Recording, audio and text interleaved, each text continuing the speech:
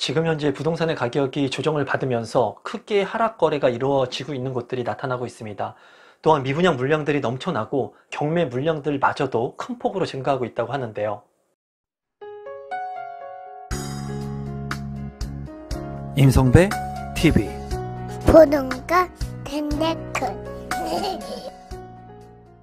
최근에 미분양에 대한 얘기들이 많이 나오고 있습니다. 또한 미계약에 대한 물량들, 그리고 경매 물량들이 급증하고 있다는 얘기들이 많이 나오고 있는데요.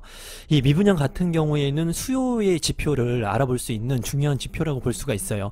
지금 현재 미분양 4만 가구, 그리고 주택 경매가 넘쳐난다고 하는데 지금 주택 경매가 38%까지 급증을 하고 있다고 합니다. 그래서 오늘은 미분양에 대한 부분들, 그리고 주택 경매에 대한 부분들, 그리고 지금 현재 부동산 가격이 조정을 받고 있는 하락 국면의 상황에 대한 얘기들을 좀 나누어 보도록 하겠습니다. 신문 기사에서 출제한 내용들인데요. 제목들을 한번 살펴보게 된다면 11월 서울 아파트 값이 1.42% 하락했다. 그리고 전달보다 하락폭은 2배나 더 높았다는 기사입니다. 이것을 본다면은 서울의 아파트 가격마저도 큰 폭으로 지금 현재 조정받고 있는 지역들이 많이 있는 것을 확인할 수가 있습니다. 또한 11억 원 아파트가 5억 원이 됐다. 뭐 반토막 가까이 떨어졌다는 거죠. 물론 이런 지표들이 대부분의 부동산 시장을 대표한다고 말씀드릴 수는 없지만 동탄의 집값 하락세가 눈길을 끈다. 지금 현재 많이 올랐던 지역들의 가격 조정, 그리고 가격 하락폭이 굉장히 크게 나타나고 있는 시점입니다.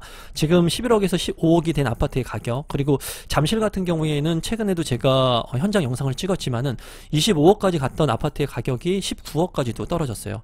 이만큼 핵심적인 지역들의 아파트 가격마저도 지금 현재 떨어지고 조정을 받고 있는 상황이라고 보시면 될 것 같습니다. 이제 앞서 살펴본 것처럼 부동산의 가격이 큰 폭으로 조정을 받고 있다 보니까 정부에서 이렇게 떨어지는 부동산의 가격을 조금 안정화시키기 위해서 규제 지역을 해제했죠.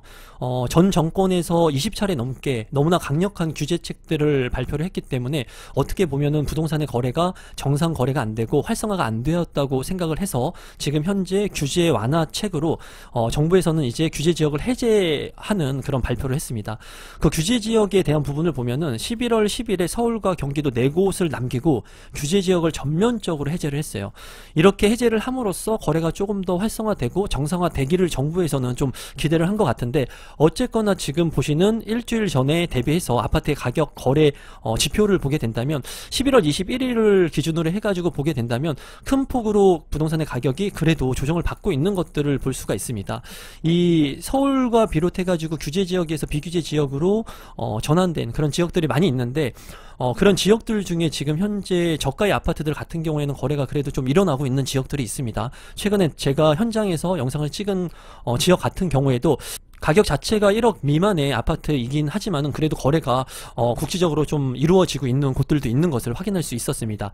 하지만은 전국적으로 지금 현재 부동산의 가격, 그리고 내수 경기가 그렇게 좋지 않고 최근에 또 금리 인상이 있었죠. 이런 부분들을 다 통합적으로 봤을 때는 아직까지도 부동산의 가격이 더욱더 떨어질 거라고 생각하시는데 무게중심을 두고 계신 분들이 많고, 실수요자들 같은 경우에는 이렇게 규제 지역이 많이 해제됐는데도 불구하고 거래가 예전처럼 많이 활성화가 되고 부동산의 가격이 반등하는 그런 시점이 아직까지는 나타나고 있지 않기 때문에 지금 현재 더 관망하려고 생각하시는 분들이 더욱더 많은 것으로 보여집니다.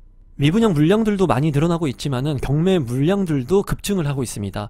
앞서 살펴봤지만은 이제 부동산의 경매 물량들이 38% 이상 급증하고 있는 것을 볼 수가 있습니다. 올해 하반기 서울 아파트의 낙찰률과 낙찰가율을 보게 된다면 지금 현재 낙찰가율 같은 경우에는 100% 감정가 대비 얼마에 이제 낙찰이 되었느냐, 이거를 이제 낙찰가율이라고 볼 수가 있습니다. 그런데 지금 현재 96.7%였던 것이 96.6%였던 것이 87.7%로 지금 낙찰가율이 낮아지고 있는 것을 볼 수가 있죠. 경매를 통해서도 싸게 살려고 하는 그런 수요자층들이 이 낙찰가율 역시도 보수적으로 접근한다는 것을 지표를 통해서 확인할 수가 있습니다. 낙찰률 같은 경우에도 이제 물건이 100건이 있었을 때 몇 건이 낙찰되느냐, 이거를 낙찰률이라고 하는데 낙찰률 같은 경우에도 지금 현재 큰 폭으로 떨어지고 있는 것을 볼 수가 있죠. 그래서 지금 현재는 제가 많은 영상들을 통해서 경매가 어떻게 보면은 부동산 시장의 선행 지표가 될 수 있다, 있다라고 말씀을 드렸는데, 지금 현재는 부동산의 경기가 안 좋고 부동산의 가격이 큰 조정 내지는 하락 추세에 있다 보니까 이런 경매의 낙찰 가율 그리고 낙찰률 자체도 떨어지게 되고, 많은 사람들이 이 분양 같은 경우에도 미분양이 많이 나고 미계약 물량이 많다시피 이 경매 같은 경우에도 좀 더 기다리다 보면은 더 좋은 물량들 더 싸게 그리고 더 저가에 낙찰 받을 수 있지 않을까, 그런 생각들을 지금 현재 많이 하고 계신 것 같아요. 연도별 서울 아파트의 매매 거래를 살펴보게 된다면 2018년도 같은 경우에는 7만 8천 건 정도의 거래가 있었습니다. 하지만은 2022년 같은 경우에는 1만 건, 거의 뭐 7분의 1 정도 밖에 거래가 안 되고 있는 것을 볼 수가 있어요.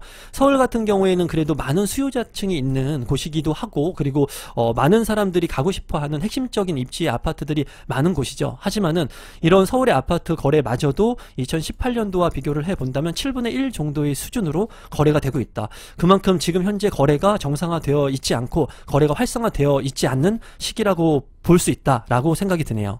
지금 서울의 아파트 가격 같은 경우에 큰 폭으로 조정을 받고 있는 지역들은 많이 올랐던 지역들이 큰 폭으로 조정을 받고 있습니다. GTX를 통해 가지고 그러한 개발 호재로 인해서 큰 폭으로 부동산의 가격이 올랐던 수도권의 지역들이 지금 현재 큰 폭으로 하락 거래가 되고 있죠. 그와 마찬가지로 서울 같은 경우에도 많이 올랐던 지역들을 살펴보게 된다면 도봉구 같은 경우에 7%가 빠졌고요. 노원구도 7%, 강북구 같은 경우에도 5% 가량 빠졌습니다. 그리고 우리가 핵심 지역이라고 보고 입지가 좋은 아파트의 가격 똘똘한 한 채라고 얘기를 했던 지역들, 송파구라든가 강남구 같은 경우에도 변동률이 하락하면서 하락 거래가 이루어진 사례들을 볼 수가 있습니다. 송파구 같은 경우에도 5%, 강남구 같은 경우에도 2%가 빠지고 있는 것을 볼 수가 있죠. 전국의 아파트의 가격이 하락 추세에 있지만은 이제 서울과 수도권 같은 경우에도 큰 폭으로 지금 현재 부동산의 가격이 빠지고 있습니다.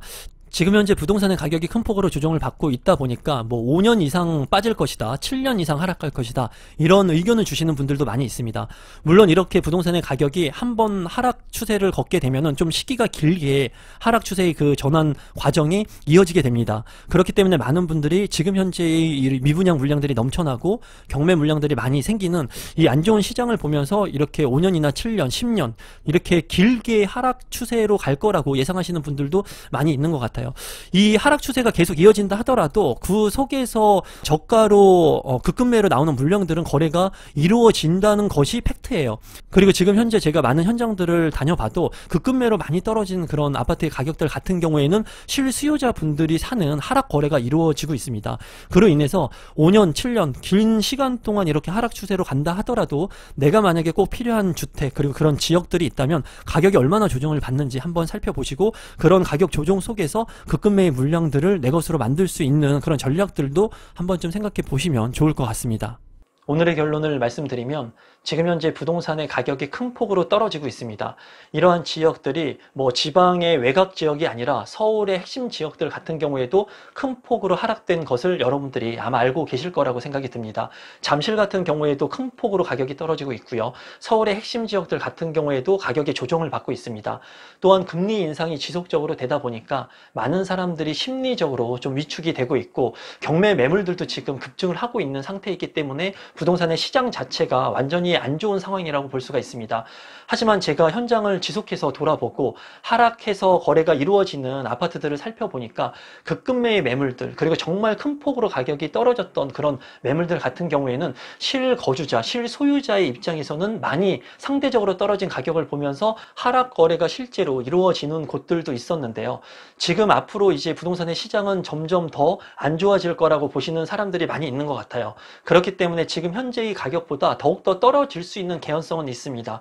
그렇기 때문에 많이 올랐던 가격 대비 급급매의 매물들, 그리고 많이 큰 폭으로 떨어진 그런 물량들이 있다면 실제로 거래가 되고 있는지 한번 좀 확인해 볼 필요가 있고요. 그러한 지역들에 내가 관심 있는 그런 부동산들이 있다면 그런 것들을 살펴보면서 많이 떨어진 가격에 매수할 수 있는 타이밍이 언제인지 한번 좀 생각해 보시면 좋을 것 같습니다.